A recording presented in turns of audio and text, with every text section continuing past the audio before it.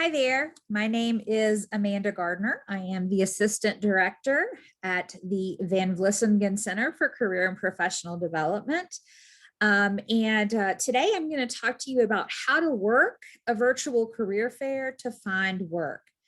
This information can be shared and copied to any event that you may be attending. But I'm going to do a big plug for the virtual interstate career fair that is going to be taking place soon, Wednesday, February 10th.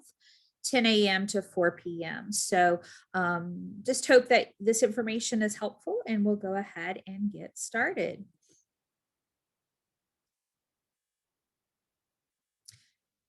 So to begin with, the virtual interstate career fair, anything virtual, online, interview related is really the same as you going face-to-face to a career fair or, meeting with an employer. It just happens to be through the computer instead of face-to-face. But with our career fair that's coming up and the others, you have the opportunity to chat, to video chat, and then to set up time to go and meet with the employer at a later time, maybe virtually or in person. But regardless of what you're getting ready for, whether it's the virtual fair, an interview, it's really the same as far as your prep, having your resume ready, having your LinkedIn profile ready, knowing what to wear in a professional way to meet and talk with potential employers, whether it's for an internship or job search. So we're going to take some time to walk through this and go from there. So step one, when it comes to these events, is to go ahead and get registered. And you're going to see I've got listed here the website for the Interstate Career Fair. But most career fairs, whether they're in person or virtual, will have a registration. And 99.9% of the time, for job seeking candidates, it is a free registration. The employers pay to be at the fairs, but students do not have to pay. So step one is to get registered. So let me show you what our career fair website looks like and how to get registered on this site. So this is the dashboard that you will see when you go to careerecho.com/events/interstate. And you can see here that there is a nice big button at the bottom that says registration. What's really great about this is that employers, students, job seekers all go to the same website to log on. So here is your registration website. You'll click registration and it will ask you, are you an organization? Are you a job seeker? Are you a graduate school? And of course, you as the job seeker will select, I am a job seeker. And it is going to ask you for basic registration information, your name, your location. And notice here I've got this circled. So it will ask for that personal information. It will also ask you about your education. Where are you currently attending, or where did you recently receive your degree? You can, through this website, which is really cool, you can actually go ahead and upload your resume or CV, your curriculum vitae, even a cover letter. You can do that. What I also like here is that you can link potential employers to your LinkedIn profile or a portfolio profile. And right now, if you go ahead and register, employers who are going to be attending the fair can access your information. They can go on, they can say, hey, I want to talk to you at the career fair. Come visit my room, my chat room, and go from there. But this is what the registration looks like for the virtual interstate career fair. So step one, you're registered, you've got your information on the website. Step two is get familiar with how this site is going to work. It's just like if you were going to a face-to-face career fair. Get familiar, find out who's going to be there, find out what time the fair is running. So let's take a look at what the Career Echo website looks like. So Once again, here's your dashboard. Here's your landing page. I do want to point you all to the instructions tab that's at the very top of this page. That is a very helpful site right there, because you can click there and find PDFs and videos, step-by-step instructions for interacting with this virtual career fair platform. So please take some time to visit that and check that out.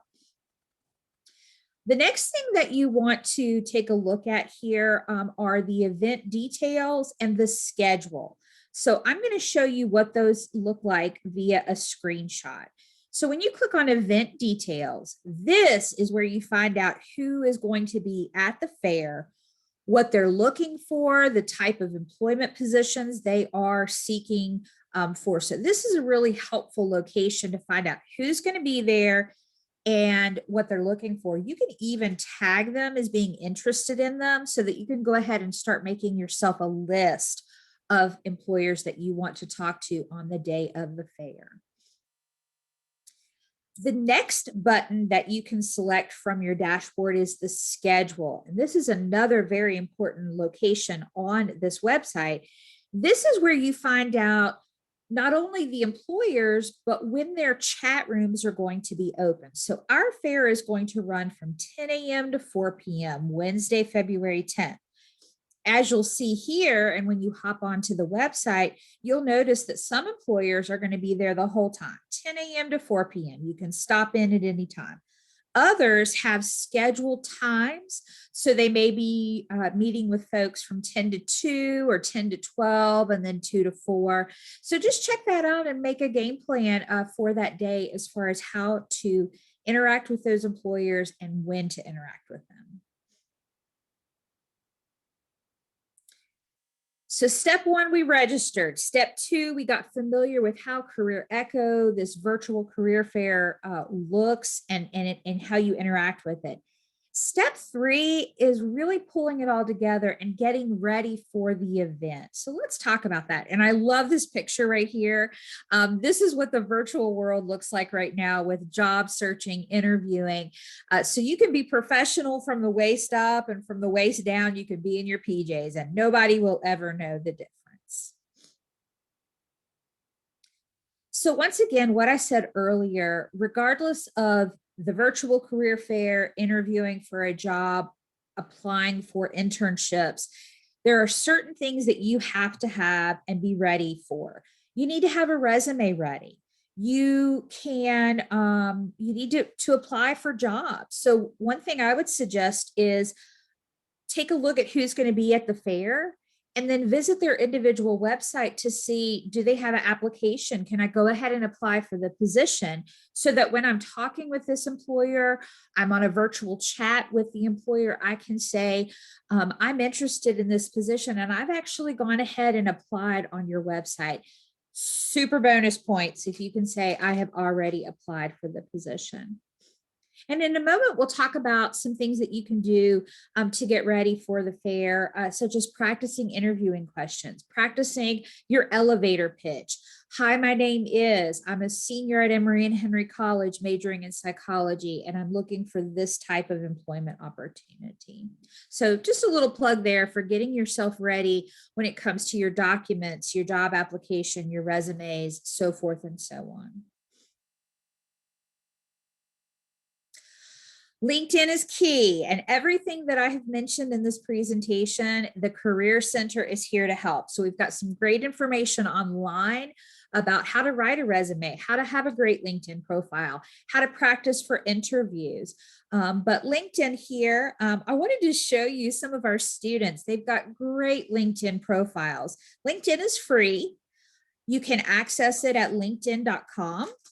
And you can literally create a profile in a few minutes, but these students here have done a great job. They've got some great backgrounds and they are really highlighting their experience at Emory and Henry and what they are looking for job search wise. So LinkedIn, check it out and connect with us on LinkedIn.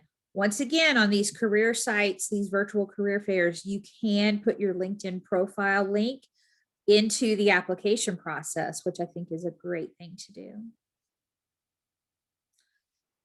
So let's talk about getting ready and making sure that your dress, your attire is appropriate for the virtual interview, the virtual meet, and or if you get to go in person. So I have compiled this slide right here with basics that everybody needs in their interviewing professional attire wardrobe.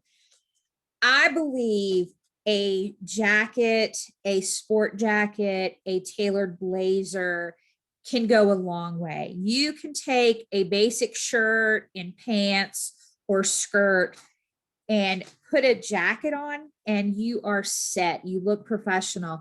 So I've just given you kind of an idea here of some basics. So, a nice pair of pants or a skirt, the blazer, a nice top, a button-up shirt, depending on your preference with that. And I put some accessories over to the side as well. A basic tie or a scarf, a necklace can go a long way in dressing up an outfit. And you don't have to spend a lot of money on these pieces. It could be something that you go to Goodwill or Salvation Army, or you order something offline, or my favorite, TJ Maxx, Ross, Marshalls, and find a few pieces that you can wear and interact online with for all of your experiences.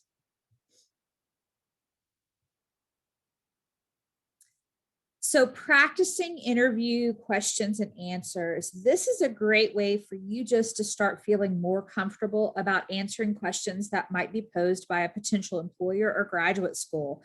So let me suggest that you hop on the Career Center's website, take a look at their interview question and answer area, and start practicing. Practice with yourself, set up a mock interview if you would like to. We do those in the office where we will practice interview with you and let you know what you did well and areas for, or what you did well with, and some areas for improvement. But it never hurts to go ahead and start practicing those questions and answers. So step 4 is get in the zone. So when I say get in the zone, I'm thinking about the day of the event or the fair or your interview with an employer via Zoom or Skype or Teams, whatever it is that you're using. So when I say that, it's that day of. So you have your space set up. You know where you're going to be interviewing. You're at home, you're in your office, you're in your residence hall. And so I want you guys to laugh with me here. So here are some things not to do with your Zoom location. I don't know if you all heard in the background, my cat just now was making noises. So for a career fair, for an interview, I'd probably lock myself in my office where my cats couldn't get to me. So here's someone who the cat Zoom bombed. The cat got right in the way of the Zoom. So we definitely want to pick a location that is free from distraction, phone ringing, people walking in, letting your roommate or your family know, hey, I have a really important meeting. I'm going to lock myself in my room and I really need it to be quiet because I'm going to be talking to potential employers. Do not lay in the bed for your career fair or for your interview. This looks super comfortable, but this is not the best way to interact with potential employers. I love this virtual background with the cats because I love cats. But if you want to pick or choose a virtual background, make sure it's professional. They've got some really cool ones where it looks like you're in a really sleek office or sleek apartment.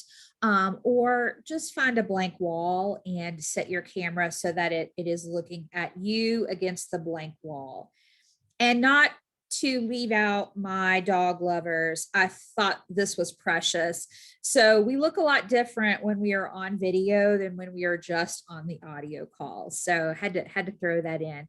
But my point here is to make sure that your space is free of distraction and it is in a location where you can really focus on what's getting ready to happen.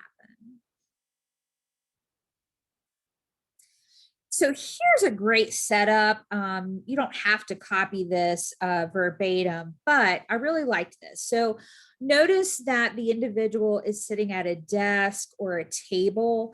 I think that's a great thing. And especially if you want to have some paper in front of you, a copy of your resume that maybe you have submitted, it just kind of gets you in the feel for this is kind of a professional environment that I'm creating for myself for the interview. I also circled where the camera is. So you really want that camera to be straight on. You don't want to be looking down at the camera or looking way up at the camera. You want it to face you just like you would be sitting in an interview talking face to face to an employer. And I circled the light as well. It's really good for you to have light facing you, not coming from behind. So maybe a desk lamp if you're in a darker space, or sitting in front of a window where the light is coming in, and it really, really creates a nice look. But this is a great feel for a potential interview or for the virtual career fair. Okay. And on the day of, so you've got your space, you've got your notepad in front of you. On the day of the fair, you will come to your website, your dashboard here, and you will select chat now. What will come up is what you see in the schedule. Ballot Health, 10 to 4, join their chat room. Lab Connect, 10 to 2, join the chat room. So you'll be able to go in, click on the chat room, and you'll go in a chat based environment first. So you will hop on, you'll be able to go in this chat room, you'll get to see kind of how it's playing out, and the employer will then start interacting with you. If you're making a great connection with that employer, they may ask you to go to a private interview chat room or a private interview video chat room. And so you're in charge. You can say yes, no, I have time to do this now. Can I come back later? But the chat now feature is where you're going to interact with the career fair the day of the fair. So step 5, you want to get hired. And here are some things that you can do to make sure that you land a next interview, or that you engage and the employer says, yes, I want to reach out to you again and talk with you further.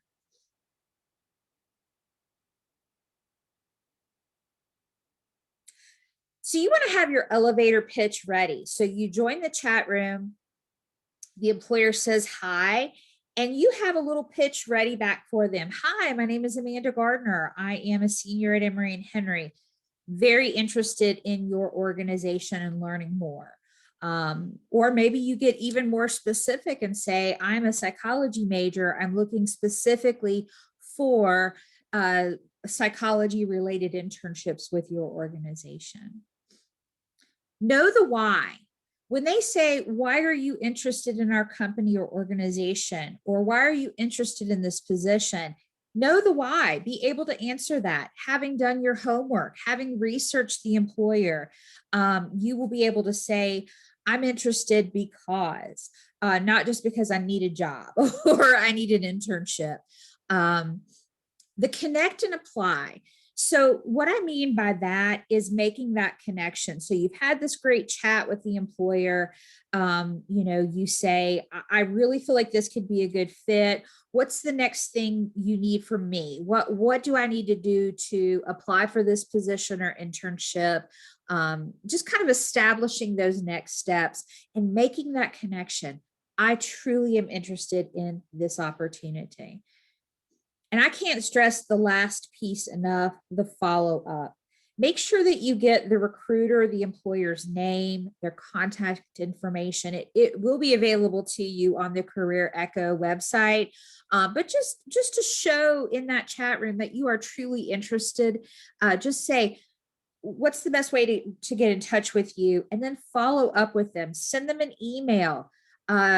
Send them a nice note to say, thank you for your time. I really enjoyed our conversation about this. I look forward to hearing more about this position. These are key, and just wanted to drive that point home. And the last point I want to make is that, I've covered a lot of information in this presentation, but at the end of the day, the Career Center, the Van Vlissingen Center for Career and Professional Development, we are here for you, regardless of where you are in your job search, your internship search, your career exploration. We are here to help. Our website is www.ehc.edu/career-center. And from there, you can see our events, you can see our resources, and you can also click there to schedule an appointment with any of us for any career topic. Thank you for your time. Look forward to hearing from you. Good luck with the career fair.